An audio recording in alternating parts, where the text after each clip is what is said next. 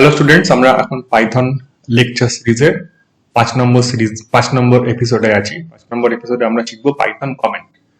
Comment ব্যাপারটা কি? Comment হচ্ছে কি, যখন তুমি কোনো প্রোগ্রাম লেখো তখন প্রোগ্রামের মধ্যে অনেক ভ্যারিয়েবল ইউজ করো, অনেক ফাংশন ইউজ করো, অনেক রকম ভাবে তুমি কোড লেখো।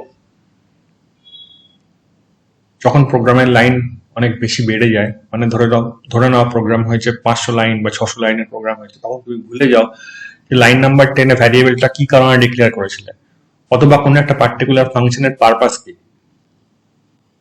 তখন আমরা কি করি, যখন আমরা লাইনটাকে লিখি বা কোনো ফাংশনটাকে লিখি, তখন ফাংশনটার পারপাসটা কি আমরা পাশে লিখে রাখি। যেমন দেখবো অনেক সময় আমরা বইতে কমেন্ট লিখে রাখি, কোনো পড়তে পড়তে কোনো নোটস পেলাম, সেই নোটসটার পাশে কিছু কমেন্ট লিখে রাখলাম। তো পাইথনেও একইভাবে কমেন্ট হয়। আমরা যখন কোনো কোড লিখি তখন আমরা কোডের এগেনস্টে কিছু কমেন্ট দিয়ে থাকি। তো কারণটা কি? কারণটা হচ্ছে কি, enhancing code readability python comments, understanding the python comments and python commenting guide. এই তিনটে জিনিস আমরা এখানে এখন শেখার চেষ্টা করব। তো কনসেপ্ট হচ্ছে, as the code complexity grows, মানে যখন কোডের কমপ্লেক্সিটি খুব বেড়ে যায়, লাইনের সংখ্যাও বেড়ে যায়, তখন পাইথন কমেন্ট হচ্ছে একটা তোমার ইম্পর্টেন্ট ওয়েপন, যেটা তোমাকে পরবর্তীকালে রিকল করাতে সাহায্য করবে যে কেন তুমি এই পার্টটা করেছিলে বা এই ফাংশনটা তুমি কেন নিয়েছিলে। দেখো, এখানে 3 ধরনের আমি কমেন্ট দেখাচ্ছি। একটা হচ্ছে কি, দেখতে পাচ্ছ এখানে আছে সিঙ্গেল কোট, আবার এখানে শেষ হচ্ছে সিঙ্গেল কোট। এটা একটা comment. Comment is not a part of program. এই পার্টটা কিন্তু কম্পাইল হয় না। কোন পার্টটা কম্পাইল হয়? যেখানে পাইথনের সিনট্যাক্স আছে, যেখানে পাইথনের ফরম্যাট কমান্ড গুলো আছে, সেখানে কিন্তু সেই পার্টটা কিন্তু কম্পাইল হয়।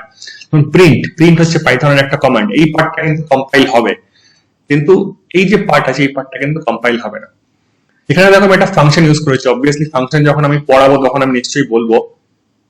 এখানে আমি ইউজ করেছি 3টে ডাবল কোটস, তাই না? ডাবল কোটস, আবার এখানে শেষ করেছি double quotes and double quotes দিয়ে। এখানে দেখো এইটা হচ্ছে পাইথন কমান্ড, এটাও হচ্ছে পাইথন কমান্ড। তো এইগুলো কিন্তু কম্পাইল হবে, whereas এই পার্টটা কিন্তু কম্পাইল হবে না। তো এগুলো হচ্ছে বেশিরভাগই মাল্টি লাইন কমেন্টস। দেখতে পাচ্ছ মাল্টিপল লাইন আছে, line number 1, line number 2, line number 3, line number 4, অনেক লাইন আছে, ওই জন্য এদের বলে মাল্টি লাইন কমেন্টস। আর এগুলোকে বলে single line comment. Single line কমেন্টসটা কিভাবে দেওয়া হয়? হ্যাশ সিম্বল দিয়ে। তো এখানে আমরা কি শেখার চেষ্টা করছি? এখানে শিখছি writing Python comments, single line comment আমি একটু আগে দেখালাম, ডক স্ট্রিং কমেন্ট আমি আগেও দেখিয়েছি, একটু আগে দেখিয়েছি, আবার দেখাবো, এবং মাল্টি লাইন কমেন্টস আমি একটু আগে বলেছি।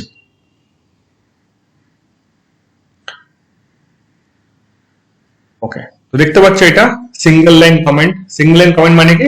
একটা হ্যাশ দেওয়া আছে। সিঙ্গেল লাইন কমেন্ট কিভাবে দেওয়া হয়? একটা হ্যাশ। তো দেখো কমেন্টটা কিন্তু কোনো জায়গায় আউটপুটে আসেনি। কোনটা এসেছে? এসেছে হচ্ছে হ্যালো ওয়ার্ল্ড, মানে এই পার্টটাই কম্পাইল হয়েছে, এটাই এসছে। দেখো ডক স্ট্রিং কমেন্ট হচ্ছে মাল্টি লাইন কমেন্টস, যেখানে ট্রিপল কোট অথবা ট্রিপল ডাবল কোটস এর মধ্যে কমেন্টটা লেখা হয়। দেখতে পাচ্ছ এখানে এক্সাম্পল দেওয়া আছে। তো এই যে তিনটে ডাবল কোট দেওয়া আছে, এরা হচ্ছে প্রথম হচ্ছে এরা মাল্টি লাইন কমেন্ট, আর জেনারেলাইজড করলে বলা যেতে পারে এটা ডক স্ট্রিং কমেন্টস। ঠিক আছে? ডক স্ট্রিং কমেন্টস কোথায় কোথায় ইউজ করা হয়? Document, function, class, modules. আমরা যখন ওপি প্রোগ্রামিং করব তখন আমি অবভিয়াসলি দেখাবো যে কি করে আমরা ডক স্ট্রিং কমেন্ট দিই। আপাতত মনে রাখো, সিঙ্গেল লাইন কমেন্টের জন্য আমরা হ্যাশ ইউজ করি, আর মাল্টি লাইন কমেন্টের জন্য 3টে সিঙ্গেল কোট অথবা 3টে ডাবল কোট আমরা ইউজ করি। ঠিক আছে? তো এটাও একটা মাল্টি লাইন কমেন্টস। আমি এটা আগেও বলেছি, আরো একবার দেখিয়ে দিলাম সেপারেট ভাবে।